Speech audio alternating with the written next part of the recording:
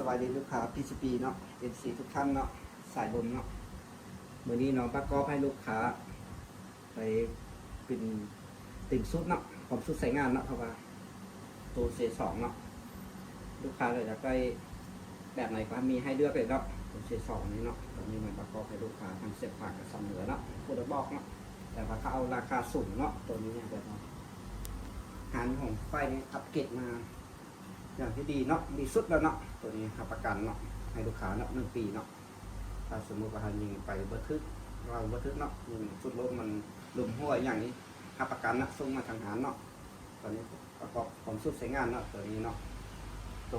ตัวแรกเนาะลูกค้าเขาเอากล้องไปทางเตอร์เนาะตัวนี้ลูกค้าทางสำเหนือเนาะ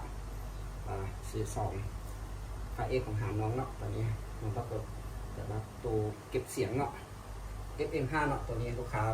หลายคนก็เห็นเลยบางคนยังไม่เห็นแค่เนาะตัวนี้ของแท้เลยเนาะเราอยู่ข้างในเป็นเราโพลีกอนเนาะแต่ว่าเราไม่ได้แกะออกให้เบิ้งเนาะอยู่ข้างในประกอบเรียบร้อยให้ลูกค้าแล้วเนาะ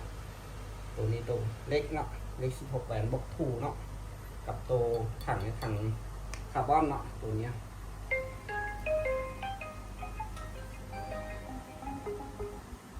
กับตัวนี้ตัวโม่มันเนาะโม่มันตัวโม่เศษ2เนาะตัวนี้ของแท้เลยเนาะเบิ้งลูกค้าเบิ้งสังเกตเบิ้งก่อนเนาะตัวนี้โม่นี่ได้13 ลูกเนาะตัวนี้แบบว่าตัวเซตสองนี่แบบว่ามันเป็นสุดลบนะคือแบบนี้เนาะแบบว่ามีตัวปรับความแพงของมันเนาะเราความแพงจากควายชั้นใดแพงชั้นใดเขาก็ปรับตัวนี้เนาะสามารถปรับให้ตัวล็อกก็มันมีปลั๊กไฟดีเนาะตัวล็อกเก็บสุดลบตัวใหญ่เนาะอลังการเนาะแบบนี้ผมยิงก่อนในแห้งไหลเนาะยิงไกลๆเนาะสามารถยิงได้100 เมตรเนาะถ้าลูกค้าไหนได้ปืนปิ่นแล้วเนาะ100 เมตรชั่นิโพนี่เนาะถ้าลูกค้าไหนหาก็ค่อยๆปิ่นเนี่ยมันก็ยังไม่ได้ใช่เนาะเดี๋ยวเราเอาสายไปมันก็ปิ่นไปเนาะเพราะว่าลูกค้าเลยก็จะถามว่าจะให้มันอะไรละเม็ดแต่ว่าถ้ายิงบล็อกปิ่นนี้เรากำลังฝึกนี้มันก็ยังสามารถมาได้เนาะตัวกล้องไปทางเตอร์นี่เนาะมันมีชุดตัวเซตกล้องเนาะของแท้เนาะกับตัวติงกล้องนี่เนาะมันเป็นกับแบบนี้เนาะบอกมีตัวบังแสงเนาะกับตัวหันปรับมันเนาะปรับพันลุงเนาะกล้องของแท้มันต้องมีโป๊กแบบนี้เนาะให้ลูกค้าเนาะตัวนี้เทลูกค้าเอาตัวกล้อง DSA เนาะตัวนี้ประกอบแบบว่าตั้งกล้องให้พร้อมแล้วเนาะตัวนี้แต่น้องประกอบแบบว่าให้ลูกค้าเสียบปากเนาะตัวนี้ในตอนแรกจะเอาไปส่งรถให้เขาเนาะครับส่งรถเมล์เนาะตัวนี้แบบว่าตัวอัพเกรดมาถึงดีแล้วเนาะตัวนี้เหมือนราคามันก็สูงแล้วเนาะถ้าลูกค้าใดสนใจก็ให้มาเนาะตัวนี้น้องก็ใช้ถังคาร์บอนเนาะเล็ก16 แหวนเนาะบล็อกทูเนาะแต่ว่าตั้งแต่กล้องเนาะกล้อง DSA เนาะตัวนี้ถ้าว่าใช้กล้องนี้ราคาก็ต่ำกว่ากล้องแค่ทางเตอร์เนาะตัวนี้แต่ว่าอัปเกรดมันทางดีเนาะเราของแท้เนาะเก็บเสียงก็ DM5 เนาะถ้าว่าลูกค้าไหนสนใจก็มีตื้มเนาะซูโรสมันให้เนาะลูกค้าเนาะมาขายให้เนาะตัวซูโรสในถ้ามีตัวเบาเนาะเล็ก16 แหวนนี่ราคามันก็หลังนึงเนาะเราเก็บถ้าตัวลูกค้ามาเอาตัวเบาๆไซส์เนาะซูโรสเนาะก็มีหลังขายให้ลูกค้าเนาะถ้าลูกค้าใดสนใจก็ต้องมาถามเนาะเนาะเดี๋ยวอัปเกรดค่าประกันให้ลูกค้าเนาะผมมีวาล์วเนาะตัววาล์วบล็อกทูเนาะ16 แหวนเนาะตัวนี้ทางหารอัปเกรดมาอย่างนี้แล้วเนาะตั้งลมให้พร้อมแล้วเนาะเอาไปมีเกรดสายงานเลยเนาะค่าประกันเนาะลมเพราะว่าบอลไหลเนาะเล็กตัวนี้100%เนาะก็มีถังเนาะถังให้ลูกค้าเลือกเนาะมันมี2 ถังเนาะถังคาร์บอนคือกันเนาะแต่ตัวนี้ถังคาร์บอนมันเลื่อนเนาะตัวนี้ธรรมดาเนาะตัวนี้จังหวะของแท้เนาะถังนำด้านเนาะตัวนี้ตัวของแท้เนาะเวลาสูบลมสมมติว่าเต็ม100%เลยเนาะบนความปลอดภัยสูงเนาะตัวนี้เดี๋ยวเรามั่นใจเลยเนาะตัวนี้เดี๋ยวเราก็ยังบ่ปลอดภัยทำไรเนาะตัวนี้แบบว่าธรรมดาเนาะเดี๋ยวเราตั้งกันเนาะลูกค้าเบิ้งสังเกตเบิ้งก็ตั้งกันเลย2 ถังนี้เนาะอันรุ่นของแท้หรือของบ่แท้เนาะถ้าของแท้นี่ถือให้ประกันให้ลูกค้าปลอดภัยเลยด้วยอันนี้มันปลอดภัยสูงเนาะกับมีตัวกันโดเนาะที่ลูกค้าก็ตัวกันโดนี่น้องลูกค้าทางเส้นปากมาเอาพร้อมเนาะตัวนี้แต่เอาดูคนละเมืองเนาะตัวนี้โอ้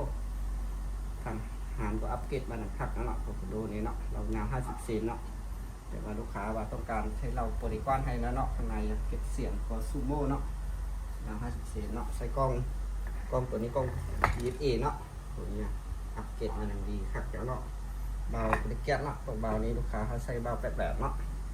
กับพร้อมตัวถังคาร์บอนเนาะถังคาร์บอนธรรมดาเนาะตัวนี้ใส่เนาะแล้วก็เบาเนาะมันเบาดีเนาะตัวนี้ถ้าว่าใส่สั่งอลูมันก็หนักกว่านั้นเนาะถ้าว่าลูกค้าให้สนใจก็มีความส่งให้ลูกค้าเด้อคุณดูผมมีเนาะลูกค้าได้เบิ้งเครื่องของหานของน้องเนาะรับประกันว่ากับลูกเนาะมีลูกวันเนี้ยแถมเนาะถ้าว่าเอาซื้อเพื่อนครบความชุดใช้งานเนาะมันมีลูกให้เนาะลูกสำหรับว่าลูกของทางหานน้องนี่มันเป็นของแท้นะของงานเนาะเกรดเอเลยเนาะเอามาถ้าสมมติว่าลูกค้าซื้อปืนของน้องก็มีลูกไปพร้อมแถมให้กลับด้วยเนาะเห็นลูกค้าทั้งว่าสายลูกมันแบบว่ามันเสมอกันเนาะเบิ้ง19 เกณฑ์เนาะลูกเนี่ยของงานเนาะใส่กลับมันอย่างดีเนาะสมมติว่ามันบ่แฝงเราเนาะลูกแบบนี้มันจืดเนื้ออ่อนนะปืนนะเดี๋ยวเรารับประกันให้ลูกค้าเลยถ้าว่าเอาปืนกับเอาลูกของน้องให้เรารับประกัน100 เมตรให้แม่นลำเนาะซัมนิโปนเนาะเพราะว่าถ้าว่าซื้อลูกหรือข้างนอกมาใส่มันก็ว่าคืออยู่หาน้องเนาะเดี๋ยวว่าทางหารนี่มันมีลูกพร้อมเนาะแถมให้ลูกค้าแบบว่าเอาไปยิงถ้าลูกค้าซื้อทางหารนอกมาใช้มันบอกว่าอะไรแม่นยำคือลูกของทางหารเนาะลูกก็มีพร้อมส่งให้ลูกค้าเนาะลูกค้าขายจากไร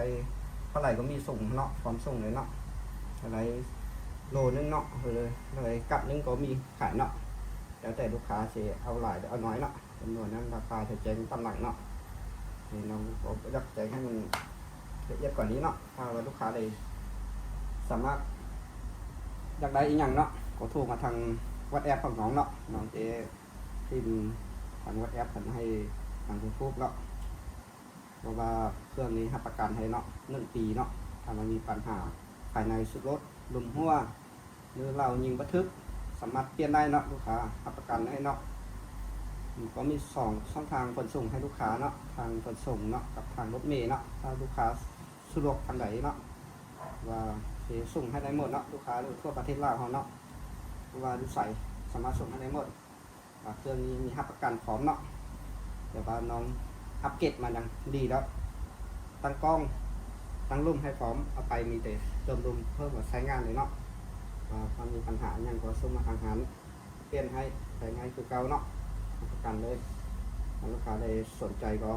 ให้เข้ามาเนาะทางเบอร์เนี้ยราคามันใช้น้องแจ้งตามหลังให้เนาะลูกค้าเนาะว่าขอกดใจลูกค้าเนาะกดไลค์กดแชร์ให้เนาะติดตามให้ทางยูทูบของน้องเนาะ